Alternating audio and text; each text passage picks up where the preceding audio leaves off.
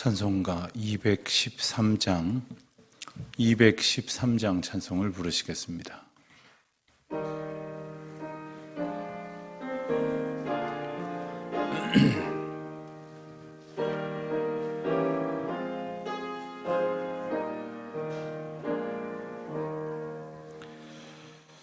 나의 생명 드리니 주여 받아주셔서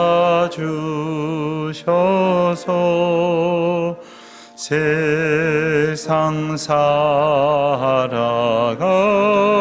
동안 찬송하게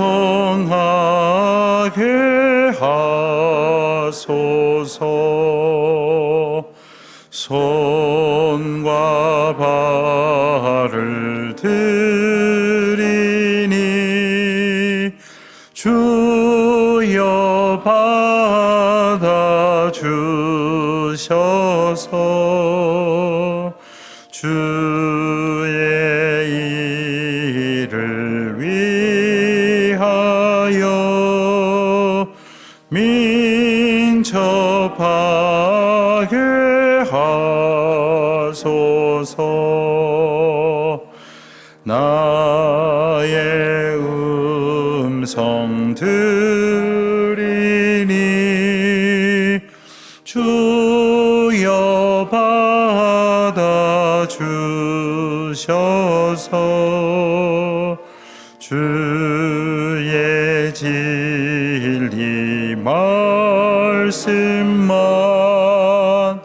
전파하게 하소서. 나의 보화드리니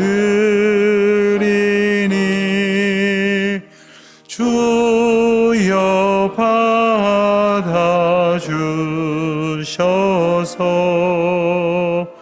하늘나라 위하여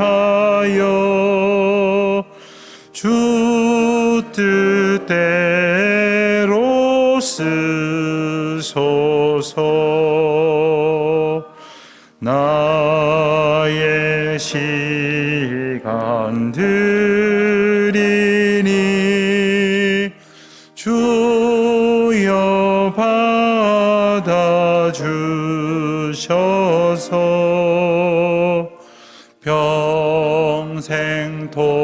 평생토록 주 위에 봉사하게 하소서.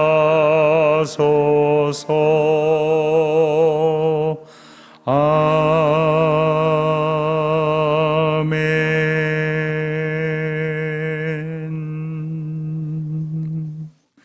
기도하시겠습니다. 하나님, 주님의 은혜와 저희를 향한 그 크신 사랑을 이 아침 다시금 감사드리며 찬송과 영광과 존귀가 오직 주께만 올려지기를 원하나이다. 저희에게 생명을 주시고 또 저희가 이 땅에 살아가는 동안 많은 일들을 감당할 수 있는 여러 재능과 또 은사를 주셔서 우리 주님께서 맡겨주신 사명을 감당해 갈 수 있도록 늘 인도하여 주신 것을 감사드립니다. 주님께서 은혜로 또 은사로 저희들에게 허락하신 그 많은 능력과 가능성을 오직 주님께 영광 돌려드리는데 합당하도록 사용하지 아니하고 제멋대로 또 자기의 만족과 유익을 위해서 사용하였던 저희들의 이기적이고 완악함을 자복할 때마다 정케하시고 온전케 하여 주시사 주님의 뜻에 합당하게 주께로부터 받은 것을 드리며 또 나누며 살아가는 저희들이 되게 하여 주시기를 기도드립니다.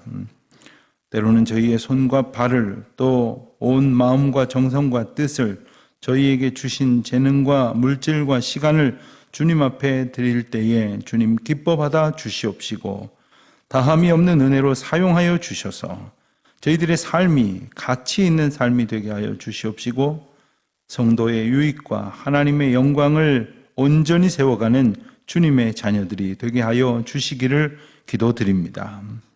오늘도 여러 가지 일들로 애쓰기를 원합니다. 또 수고한 결실을 얻기를 바랍니다. 하지만 하나님께 영광이 되지 않는 일이 없도록 늘 주님 앞에 온전한 마음으로 충성을 다하는 저희들이 되게 하여 주시옵소서. 혹 허탄한 생각과 부질없는 욕망으로 애쓰려고 한다면 주님 저희들의 마음을 붙들어 주셔서 주의 뜻에 합당하도록 오늘 그 생각과 소원이 바뀌어지고 주의 말씀으로 온전히 채워지는 은총 누리게 하여 주시기를 기도하옵나이다. 하나님 아버지, 특별히 저희의 자녀들이 그와 같은 소원을 품게 하여 주시옵소서. 저희들에게 주신 모든 것이 우리 주님께로부터 왔음을 기억하고 깨달아 그 뜻대로 살기를 힘쓰고 또 그 가운데에 살도록 애쓸 때마다 우리 주님의 도우심과 인도하심을 저들이 깨닫게 하여 주시기를 기도하옵나이다. 그 어떤 것으로도 바꿀 수 없사오나 오직 주님의 능력과 은혜와 권능으로 저희들의 삶과 저희 자녀들의 생각과 뜻과 소원이 붙들림 바 될 줄로 믿사오니 날마다 저희 가운데 크신 은혜를 베풀어 주시기를 기도하옵나이다. 역사의 주관자이신 하나님 아버지, 이 나라 이 민족이 주님의 것임을 저희들로 깨닫게 하셔서 기도하게 하시고 또 날마다 주님 앞에 저희가 가지고자 하는 모든 소원을 아뢰게 하시니 감사를 드립니다. 어제는 전국 동시 지방선거가 있었습니다. 이제 지방 행정 역할과 그 책임을 감당해야 할 일꾼들을 뽑고 또 그들을 통하여 이제 각 지역이 발전하기를 원하지만 무엇보다도 하나님 앞에 하나님의 뜻을 구하는 순종하는 지도자들, 순종하는 백성들, 그렇기 위하여 저희들이 먼저 하나님 앞에 마땅히 순종하는 성도들이 되게 하여 주시기를 기도드립니다. 이러한 선거가 있을 때마다 저희는 이 사회가 분열과 분열의 그 분열의 늪으로 더 깊숙이 빠져들어가고 있음을 보게 되오니 하나님께서 저희 가운데에 사랑의 능력과 예수께서 화목제물 되신 것을 기억하여 교회가 이 세상의 하나됨과 또 그리스도 안에서의 하나됨을 소원하는 화목제의 역할을 감당하도록 비전과 소원을 주시고 빛과 소금의 역할을 감당할 수 있도록 이 세상 가운데로 담대히 나아가는 교회와 성도들이 또한 되게 하여 주시기를 기도드립니다. 건축을 위해서 기도하는 중에 있습니다. 하나님 저희들에게 막연한 것 같았으나 이제 조금씩 그 꿈을 꾸게 하시고 그림을 보여주셨습니다. 언제 이 일이 이루어질까 아득한 세월 가운데 있었으나 이제 건축 허가가 저희에게 주어지게 되었고 또 하나님께서 그 과정과 절차들을 통하여 더욱 기도하게 하시오니 저희들이 모든 일 가운데에 하나님의 뜻을 여쭙는 시간들이 되게 하여 주시옵소서.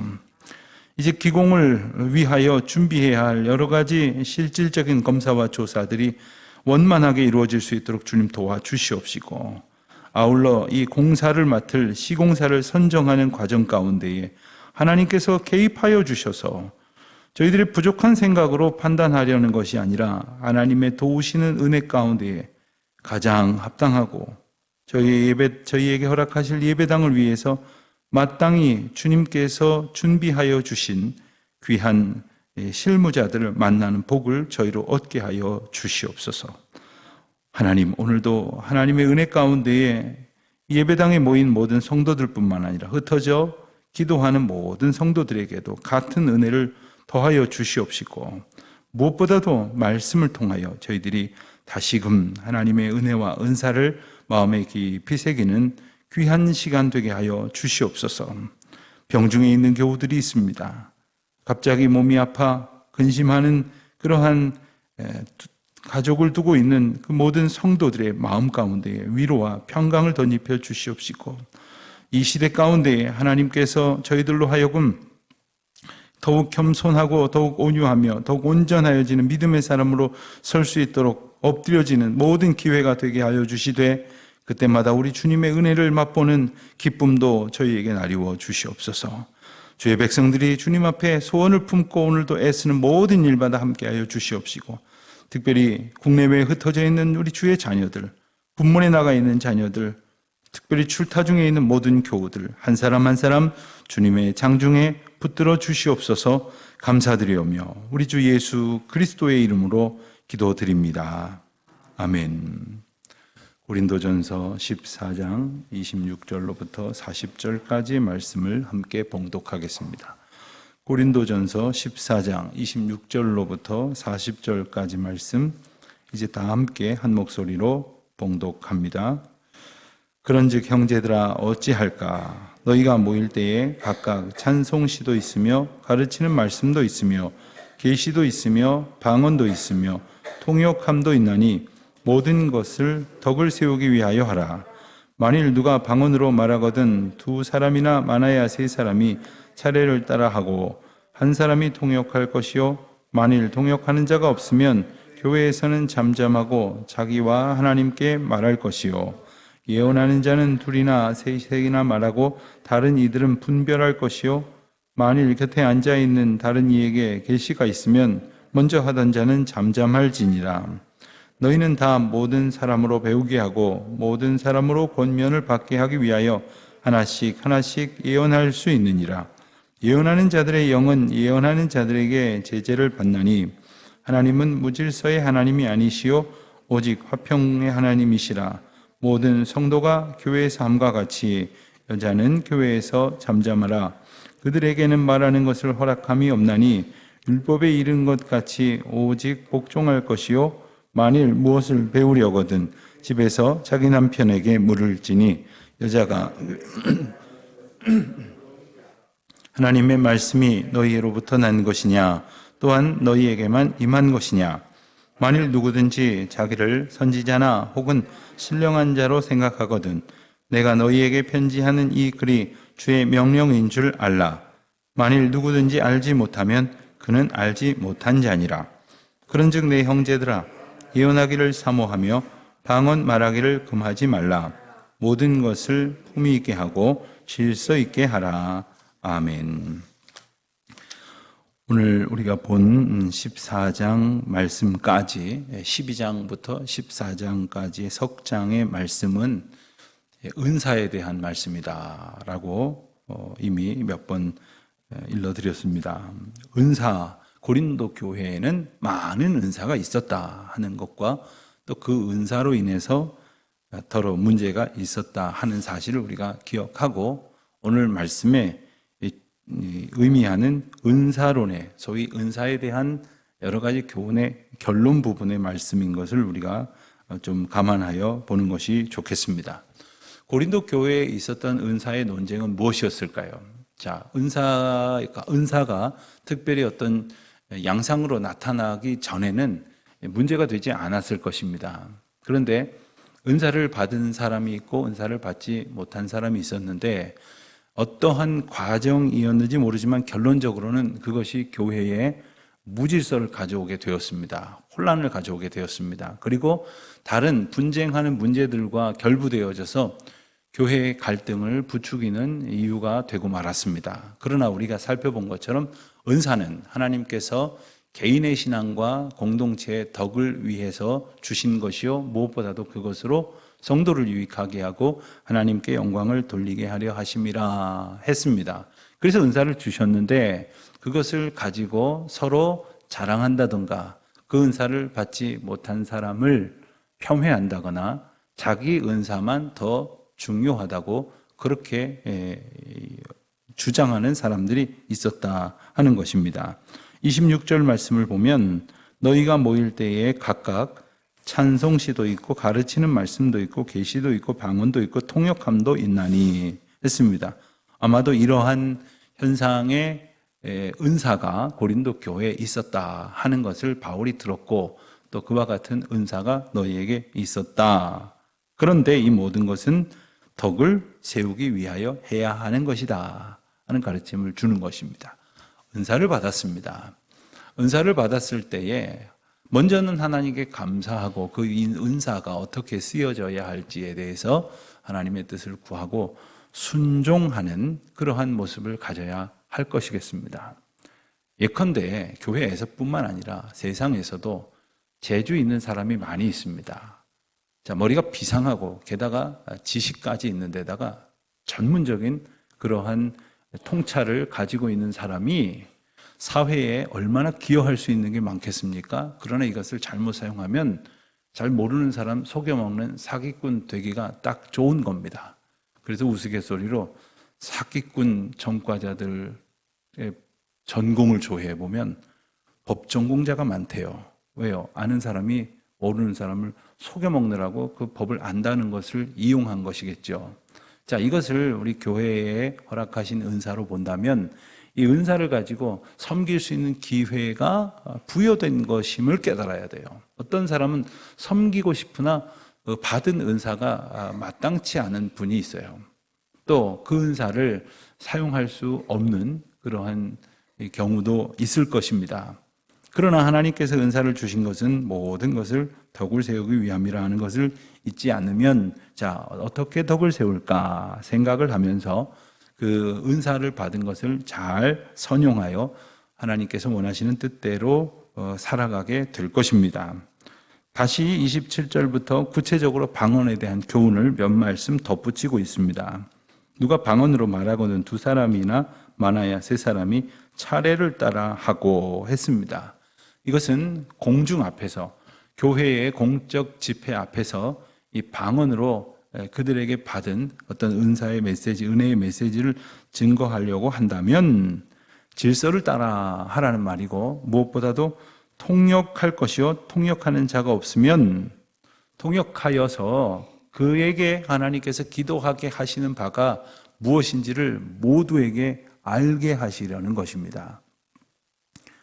목사가 다 맞는 것은 아닙니다만, 예컨대 목사가 이제 종종 새벽 기도를 통하여나 아니면은 이제 그 집회를 통하여 기도를 인도할 때가 있습니다. 그게 우리 모두의 어쩌면 꼭 붙들고 기도해야 될 공동의 기도 제목일 것입니다. 그러니까 하나님께서 이 기도 인도자들을 통해서 모두와 함께 기도할 방향을 주신다고 한다면 그 기도 제목이 일종의 그 기도 제목을 함께 나누는 역할도 하게 될 것입니다. 우리 장로님들이 기도하시는 바가 우리 교회의 기도의 제목입니다. 그래서 우리가 함께 예배 시간을 통해서 대표 기도자들을 통해서 기도를 하고 나면 일종의 기도의 방향을 하나님께서 우리 장로님들을 통해서 이끌어 가시는 것입니다. 그러니까 우리가 그렇게 함께 기도해야겠구나, 이런 기도 제목이 우리 교회에 있었구나 하는 것을 또한 알게 해주시는 그런 역할이 있습니다. 방언 기도도 마찬가지입니다. 사람들이 인식하지 못하고 있으나 하나님께서 그와 그들 가운데, 우리 각 사람과 교회 가운데 무엇을 기도하게 하시는지를 알 수 있는 너무나 소중한 기회입니다. 그러나 통역이 없으면 알 길이 없습니다. 그러므로 통역이 없으면 공중에서 알지 못하는 그러한 시간으로 이렇게 결론이 날 방언 기도를 하기보다는 질서 있게 통역을 따라서 그렇게 기도를 하면서 하나님의 뜻을 알아가야 한다 하는 말씀이고, 그렇지 않다면 공중에서는 잠잠하고 개인적으로 하나님 앞에 기도하는 기회로 삼아야 한다 하는 그러한 교훈입니다. 29절에는 방언에 앞선 27, 8절의 방언의 교훈에 이어서 예언하는 것에 대한 교훈을 짚어주고 있습니다. 예언하는 자는 둘이나 셋이나 말하고 다른 이들은 분별할 것이요. 예언은 하나님의 말씀을 받은 자가 그 받은 것을 전하는 것입니다. 오늘날에는 전문적으로 신학을 공부하고 또 그리고 연구하고 말씀을 전하는 그러한 전담 사역자들이 있습니다만은 당시 교회 가운데에는 그러한 사람이 많지를 않았습니다. 가령 이렇게 많은 사람을 모아놓고 이렇게 예배를 인도하고 성경 공부를 하고 할 수 있는 그런 시스템도 많지 않았습니다. 그렇기 때문에 이제 말씀이 필요한 이들의 형편과 수준에 따라서 말씀을 전해야겠는데, 그것은 말씀을 먼저 받은 자들의 몫입니다. 그 사명입니다. 그러니 여러분들이 예를 들면은 이제 교회 공동체 가운데로 가까이 오고 있고 또 와야 할 이들을 말씀으로 권면하고 말씀으로 인도해야 하는데, 그 책임이 이미 이 말씀의 은혜를 얻은 자들에게 있다는 겁니다. 그러니까 이 일을 감당하는데 혹 확실치 않은 이야기를 하나님 말씀 주신 것으로 여기고 전하다가 자기 생각이 막 뒤섞인다거나 이렇게 헷갈린다거나 분명하지 않는다거나 하는 일들이 언제나 있을 수 있기에 이 또한 여럿이서 함께 순서를 따라서 하되 말씀을 받은 자들이 서로를 분별하라는 이야기는 서로를 도우라는 뜻입니다. 혹 잘 알지 못하는 것은 더 잘 아는 사람이 설명해 줄 수도 있는 것입니다. 또 일러주는 방법을 또 서로 도울 수도 있는 것입니다. 30절 말씀을 보면 곁에 앉아 있는 다른 이에게 계시가 있으면 먼저 하던 자는 잠잠할지니라. 자, 이 말씀을 전하고 있는데 그것을 전하는 자가 충분히 알지 못하는 이들이 있다면 서로 그 하나님의 말씀을 받은 것으로 협력하여서 공동체 안에 하나님께서 주신 메시지가 풍성하도록 하라 하시는 말씀입니다. 그러나 그 가운데서도 꼭 기억해야 될 것은 바로 질서입니다. 영적 질서. 그러니까 누가 얘기하는데 당신 얘기 틀렸다. 내가 맞다. 아니다. 내가 맞다. 나도 분명히 받았다 하면서 이런 것 갖고 다투지 말라고 하시면서 이 예언, 즉 하나님께서 공동체에 말씀의 은혜를 주신 목적이 무엇인지를 31절에서 이렇게 일러주고 계십니다. 너희는 다 모든 사람으로 배우게 하고, 그렇습니다. 첫 번째 하나님께서 말씀의 은혜, 예언의 은혜를 주신 이유는 모든 사람들로 다 하나님 말씀을 배우게 하기 위함이다 하는 겁니다. 두 번째로는 모든 사람으로 권면을 받게 하기 위하여 하나씩 하나씩 예언할 수 있도록 하셨다는 거예요. 그리고 우리가 하나님 믿고 알고 신앙생활 해가는 데에 있어서 몰라서 잘못되는 일도 있고, 또한 그릇 행하여 막 자기 마음대로 생각하고 행동하여 잘못될 일도 있으니 하나님의 말씀을 받은 자들은 하나님의 말씀을 받은 자들이 협력하고 영적 질서를 따라서 궁극적으로 모든 공동체의 덕을 세워가고 성도들이 하나님의 은혜 가운데에서 유익을 얻게 하라 하시는 말씀입니다. 어쩌면 이 은사에 대한 전체적인 결론의 말씀이기도 한 것이 바로 33절에 나와 있는 말씀인데, 하나님은 무질서의 하나님이 아니시오 오직 화평의 하나님이시라.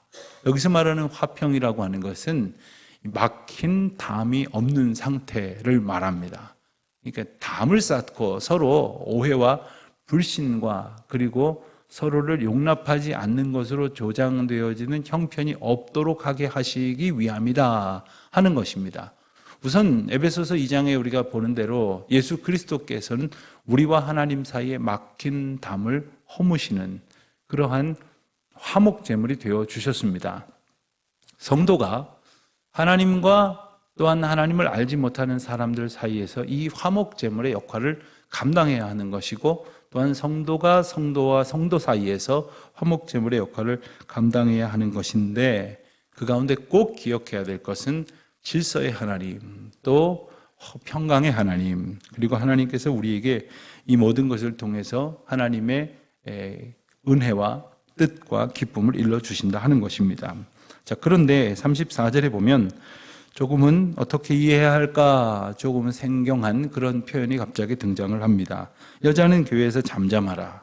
어떤 분들은 요 구절만을 딱 잘라가지고 교회에서 여성들은 목사도 되지 말아야 되고 뭐 리더십도 맡지 말아야 된다, 이렇게 주장하는 그러한 교회들이 아직도 있습니다.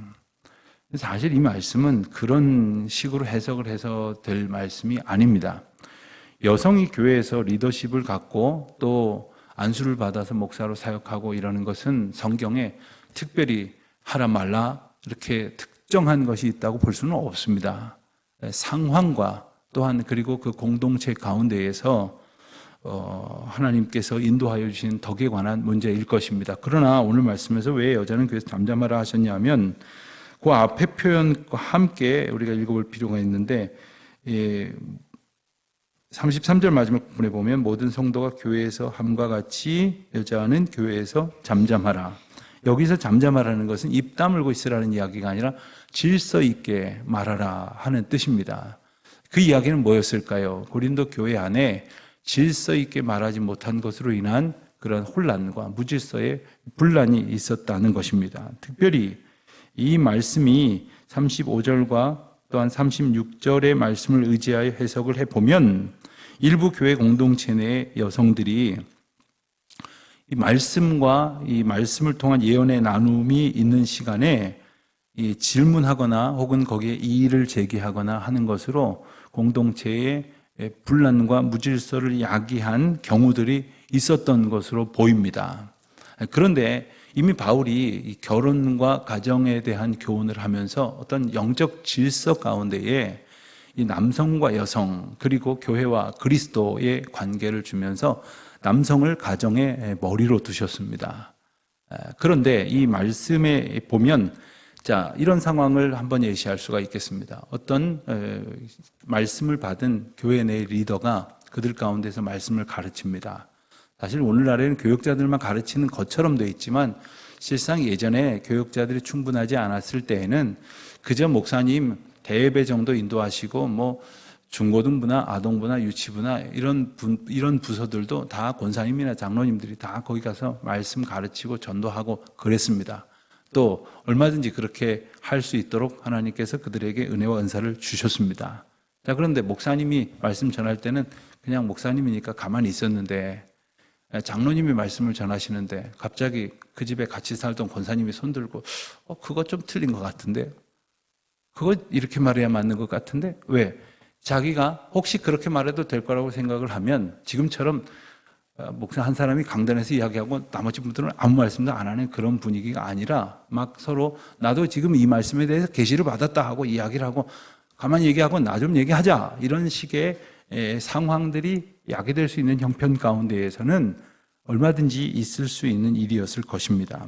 그런데 만일 그 문제가 집에서 먼저 그 내외지간에 궁금한 게 있으면 서로 묻고 또 일러주고 또 서로 배우고 또 짚어주고 해서 그 가운데에서도 먼저 해결될 수 있는 것들이 있었는데 집에서 해결하지 못하고 밖에 나와서 누가 한 가정에 있는 남편의 말에 대해서 아내가 틀렸다고 말하고 또 아내가 말하는 것에 대해서 남편이 혹 억압을 한다거나 이런 일들이 더러 있었던 것으로 추정할 수가 있습니다. 그래서 가정에서 침묵하라 하는 게 아니라 교회에서 말하지 말고 잠잠하라 하였던 것에 주목해서 본다면 교회 공동체 안에서 이 영적 질서를 어그러뜨리는 일이 생기지 않도록 유의하라 하시는 말씀입니다. 이것이 결코 교회 안에서 어떤 언권이나 발언권이나 혹은 이 역할에 대한 성차별적인 이야기가 결코 아니라는 것을 우리가 기억하고 오해하지 말아야 될 말씀의 한 구절이 될 것입니다. 37절 이하의 말씀을 보면 바울이 이 은사에 대해서 중요한 세 가지 결론을 맺은 말로 주고 있습니다. 먼저 첫 번째로 기억해야 될 것은 37절 하반절에 보면 내가 너희에게 편지하는 이 글이 주의 명령인 줄 알라. 자, 바울은 이 고린도 교회에 보낸 편지 가운데에 어떤 주제에 관한 내용은 주의 명령이라기보다는 나의 개인적인 견해다라고 이렇게 노트를 달아서 설명을 달아서 그렇게 편지를 한 이 경우들이 있습니다. 예를 들어서 결혼하는 문제 혹은 독신으로 있는 문제 이런 부분은 율법이 아니요 내 경우를 비추어 보았을 때 이렇게 하는 것이 더 좋겠고 이것이 더 유익한 사람들이 있을 것이다 이런 이야기를 했습니다. 이것은 성경에서 말씀을 분명히 전하고 있습니다만 주의 명령이라고 하기보다는 바울의 개인 의견이었다고 한다면 이 은사에 관한 말씀은 엄중히 기억해야 할 주님의 명령이다라고 강조하는 의미의 말씀이 바로 37절 하반절의 의미입니다. 또 39절에 가서 두 번째로 이제 맺은 발로 교훈하는 것은 뭐냐 하면 내 형제들아 하면서 바울이 애정어린 표현으로 부르면서 이르기를 예언하기를 사모하며 방언 말하기를 금하지 말라. 자, 예언에 관한 말씀을 사모하라 했습니다. 그 말씀 받아 그 말씀이 주는 교훈에 확고히 서고 그리고 그 말씀을 증거하는 일을 사모하라 하는 거예요. 사모하라. 그리고 동시에 방언의 귀한 은혜의 의미를 기억하여 그것을 하나님의 주신 은총으로 받되 질서 있게 하고 금하지는 말라. 바울이 방언에 관해서 여러 가지로 염려하는 표현을 썼다 보니까 자칫 오해해서 금하는 일이 없도록 하라 하는 이야기입니다. 실제로 어떤 교회에서는 방언을 아예 못하게 하는 경우도 있어요. 이 고린도 교회에 염려하였던 그 염려의 이 주제들만 쏙쏙 뽑아가지고 방언을 이런 식의 걱정거리로만 보고 영해서는 안 된다. 이렇게만 주장하는 경우도 있기도 한 것입니다. 세 번째로 바울이 전하는 결론은 바로 40절 말씀에 보는 대로 모든 것을 품위 있게 하고 질서 있게 하라. 품위라는 말은 참 좋은 말입니다. 그 가치를 어디에 두느냐라는 뜻입니다. 우리 스스로가 우리의 가치를 부여할 수가 있습니다. 물론 하나님께서 우리에게 가치를 부여하셨습니다.